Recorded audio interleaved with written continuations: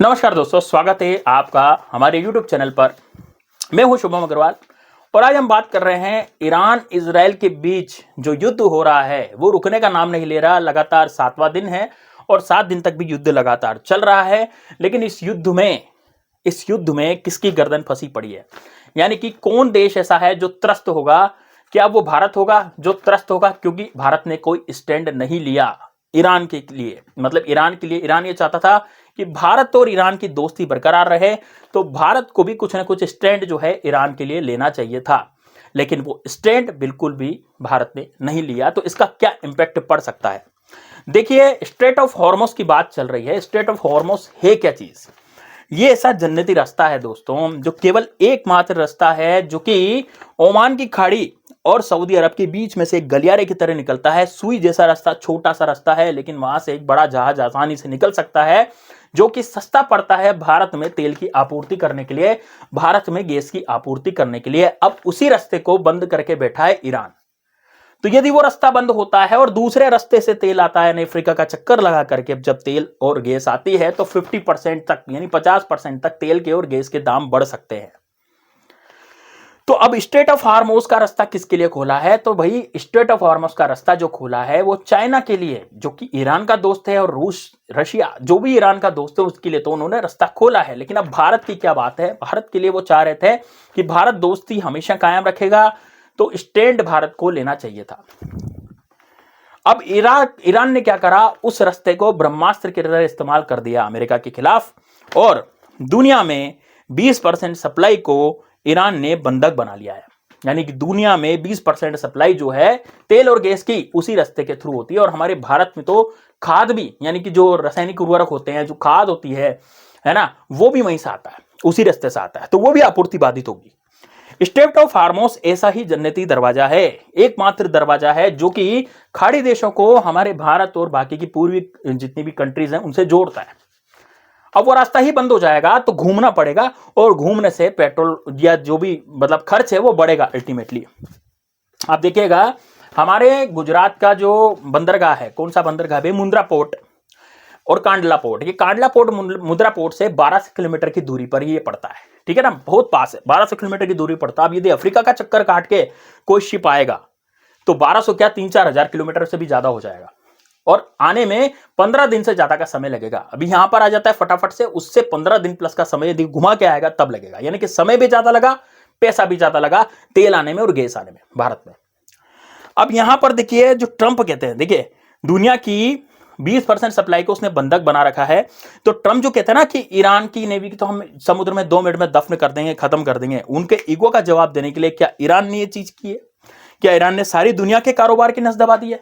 क्योंकि पूरी दुनिया के कारोबार का वो एक ही रास्ता है, वहीं से निकलता है सब कुछ, ठीक है। अब यदि वही बंद हो जाएगा स्ट्रेट ऑफ हॉर्मुज, तो फिर क्या होगा? स्ट्रेट ऑफ हॉर्मुज एक तरह का ऐसा ही पतला गलियारा है, जिसे औद्योगिक गलियारा भी कह सकते हैं, और उससे एक तरह से व्यवसायिक भाषा में बोले तो उसे कमाने वाली गर्दन भी बोल सकते हैं।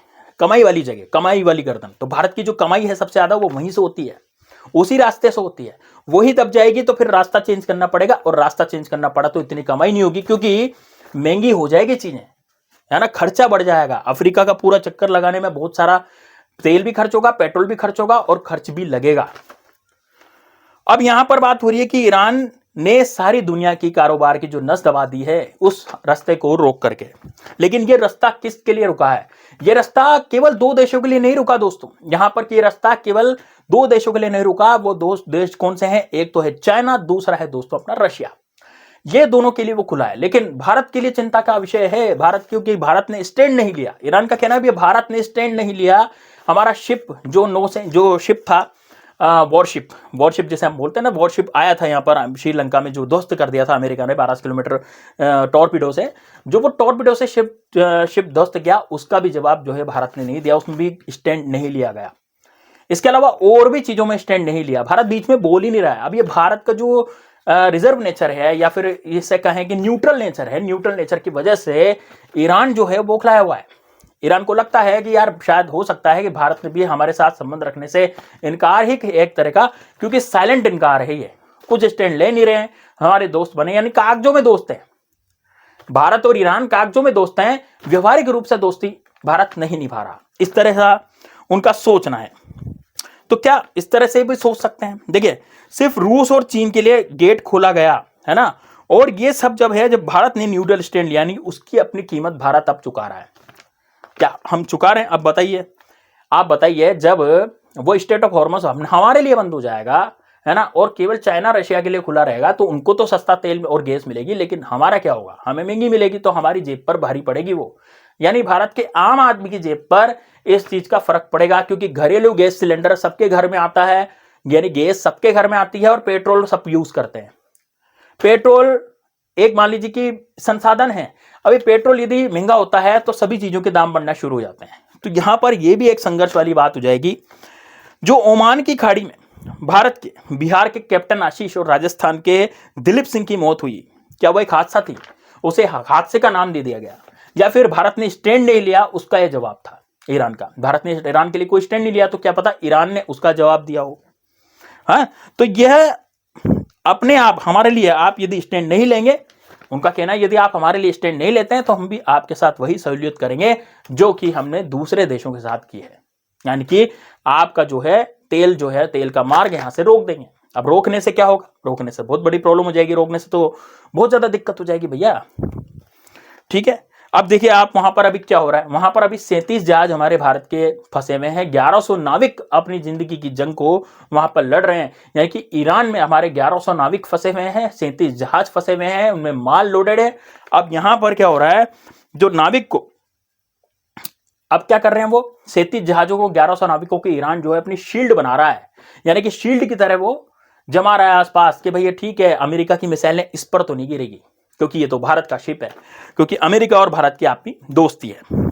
ठीक है, अब अमेरिका के सामने उसने अपनी शील्डों को इस्तेमाल करना शुरू कर दिया। स्टेट ऑफ हार्मुज जो है वो एक कमाई वाली गर्दन की तरह है। स्टेट ऑफ हार्मुज है क्या? कमाई वाली गर्दन की वाली जगह है, क्योंकि छोटी सी है गर्दन जैसी, जैसे सुराई होती है ना, इस तरह की है वो स्टेट ऑफ हार्मुज, और वहीं से जहाज निकल जाते हैं। 3 किलोमीटर इतना गहरा समुद्र, 3 किलोमीटर चौड़ा समुद्र है, वहां पे बड़ा बड़े जहाज आसानी से निकल सकते हैं। लेकिन 35 किलोमीटर तो उनकी उसकी चौड़ाई है, लेकिन आसपास उथला है, बीच में गहरा है, 3 किलोमीटर चौड़ाई पे बहुत गहरा है समुद्र, और वहां से बड़ा जहाज आसानी से निकल सकता है। ये एक गलियारा है जो कि भारत की कमाई वाली गर्दन इसे बोला जाता है ना। चौड़ाई कितनी है इसकी? चौड़ाई है 33 से 39 किलोमीटर, लेकिन 3 ही किलोमीटर चौड़ा रास्ता है जहां पर जहाज चल सकते हैं। आसपास उथला है, आसपास बड़े जहाज नहीं चल सकते। गुजरात के मुंद्रा और कांडला पोर्ट से इसकी दूरी 12 किलोमीटर दूर है। ठीक है, अब ये दुनिया का 20 से 30% कच्चा तेल जो है, क्रूड ऑयल जिसे हम बोलते हैं, और 20% रसोई गैस भी इसी रास्ते से निकलते हैं। लेकिन भारत की जो आपूर्ति है ना भैया, वो 80% है, यानी कि उसी रास्ते से भारत का 80% रसोई गैस आती है, और 20 और 60% तेल आता है, कच्चा तेल उसी रास्ते से आता है। यदि वो बंद हो जाता है रास्ता, तो फिर भारत को अफ्रीका का चक्कर लगाना पड़ेगा, और अफ्रीका का चक्कर लगाएंगे तो ये 12 किलोमीटर की दूरी नहीं रहेगी, फिर हो जाएगी 5-6 हजार किलोमीटर। अब वो क्योंकि पूरा अफ्रीका महाद्वीप है भाई, पूरा अफ्रीका महाद्वीप पर चक्कर लगाएगा शिप, और फिर आएगा 15 दिन वैसे लेट होंगे, और जेब पर भारी पड़ जाएगा, 50% खर्च इसका पड़ सकता है, क्योंकि यह रास्ता ऐसा है जो पश्चिमी गल्फ को बाकी दुनिया से जोड़ता है। तो भैया दुनिया के कारोबार की नस तो ईरान ने दबा रखी है उस रास्ते को रोक करके। यदि वो रास्ता नहीं होता ना, तो फिर ईरान कुछ भी नहीं कर पाता, लेकिन अब वो रास्ता है, और वो रास्ते में अब भारत के साथ ईरान चाहता है कि भाई भारत भी स्टैंड ले। अब भारत स्टैंड ले नहीं रहा, क्योंकि भारत को अमेरिका से दुश्मनी थोड़ी ना मोल लेनी है ना। जिस अमेरिका की टॉरपीडो हमारे इंडियन ओशन में आकर के, यानी कि हिंद महासागर में आकर के उनके नौसेना के जहाज को, उनके जो जहाज था उसको उड़ा सकती है, तो क्या भारत में मिसाइलें नहीं दाग सकती? तो इसलिए अमेरिका से कोई भी फालतू अभी इस समय पर कोई भी दुश्मनी मोल लेना नहीं चाहता। इसके भारत का स्टैंड भी सही है। अब यहां पर ज्यादा क्या होगा भाई, प्राकृतिक गैस महंगी हो जाएगी, ये जो रसोई गैस है वो महंगी हो जाएगी, और थोड़ा पेट्रोल महंगा हो जाएगा, लेकिन मिसाइल खाने से तो हम बचेंगे। तो मतलब इस तरह का जो रुख है, वो इससे ईरान का इस तरह का हमारे लिए रुख हो गया है। तो आप ही बताइए दोस्तों कमेंट बॉक्स में, क्या भारत का स्टैंड लेना यहां पर सही है या स्टैंड नहीं लेना सही है? मतलब क्या सही है, भारत को क्या करना चाहिए आगे? मतलब यदि स्टैंड लेते हैं तो अमेरिका से दुश्मनी, और स्टैंड नहीं लेते तो फिर ईरान से दुश्मनी। तो ईरान से दुश्मनी हुई तो क्या होगा? रसोई गैस और पेट्रोल ये महंगे होंगे। लेकिन यदि अमेरिका से दुश्मनी हुई तो फिर क्या होगा? फिर मिसाइलें खानी पड़ेगी। तो ये एक तरह से दोस्तों अब ये मजेदार में फंसी हुई बात है भाई, इधर कुआं इधर खाई, ये वाली बात है। क्योंकि दो देश आपस में लड़ रहे हैं, दोनों से हम मित्रता कर रहे हैं। तो भैया जब दो देश आपस में लड़ रहे हो, दोनों शत्रु हैं, दोनों दुश्मन हैं एक दूसरे के, और हम दोनों से मित्रता कर रहे हैं, तो यदि हम किसी एक से मित्रता करते हैं तो दूसरा ऑटोमेटिकली हमारा शत्रु हो जाता है। यदि हम ईरान से मित्रता करते हैं तो शत्रु हमें अमेरिका मान लेगा, और यदि हम अमेरिका से मित्रता दिखाते हैं तो ईरान हमें शत्रु मान लेगा। तो आप सोचिए कि यहां पर मझधार में फंसे हुए कौन है? हम भारतीय फंसे हुए हैं। अब यहां पर आगे क्या होता है कि स्टैंड लेते हैं। 7 दिन युद्ध को हो गए हैं, अमेरिका युद्ध बंद करने के लिए बिल्कुल तैयार नहीं है। ईरान भी कह रहा है भाई हम भी चुन चुन के बदला लेंगे, खामेनी की मृत्यु का ही बदला लेंगे। जो अली खामेनी ने बात कही थी कि भैया ऐसा है कि ये सामने वाला जो यूएसएस अमेरिका का जो यूएसएस अब्राहम लिंकन है, उसको भी समुद्र में हम बिल्कुल मठिया मेट कर देंगे, और जो हमारे बीच में आएगा उसको भी जला के खाक कर देंगे। खामेनी ने ये कहा था, और ये उनका सपना था। तो क्या उनके सपने के चक्कर में ईरानी जो हैं वो अपनी पूरी ताकत लगा देंगे, या फिर अब ये युद्ध शांत हो जाएगा? यदि युद्ध शांत हो जाता है तो विश्व में शांति की स्थापना होगी और हमारे भारत की जेब पर कोई असर नहीं पड़ेगा। हालांकि 25 दिन का स्टॉक हमारे भारत में है, और अमेरिका ने रशिया से 30 दिन की मोहलत दे दी कि आप रशिया से कच्चा तेल जो है ले सकते हैं, क्योंकि वो खाड़ी जो है, जैसे मैंने आपको बताया ना, स्ट्रेट ऑफ हॉर्मुज़ वो बंद है, तो आप वहां से तेल ले सकते हैं रशिया से। लेकिन 30 दिन की मोहलत दी है, उसके बाद वेनेजुएला का तेल तो हमें लेना ही पड़ेगा। देखिए यहां पर बात यह है कि देखिए वेनेजुएला में अमेरिका ने सोचा था कि वेनेजुएला में से जैसे हमला किया ना और हमने उस पर कब्जा कर लिया, तो उस तरीके से हम ईरान पे भी उनकी सरकार को खत्म करके और अपने हिसाब से कठपुतली को वहां बिठा देंगे।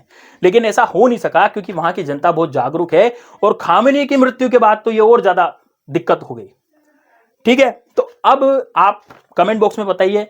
चैनल पर नए तो चैनल को सब्सक्राइब कर दीजिए, ज्यादा से ज्यादा वीडियो को शेयर कीजिए सभी व्हाट्सएप ग्रुप पर, और आप क्या कहते हैं अपनी राय कमेंट बॉक्स में रखिए। कमेंट बॉक्स खाली पड़ा है दोस्तों, भरने की जरूरत है, आप बिल्कुल भरिए। वीडियो को लाइक करें, ज्यादा से ज्यादा शेयर करें, चैनल पर नए तो चैनल को सब्सक्राइब करें।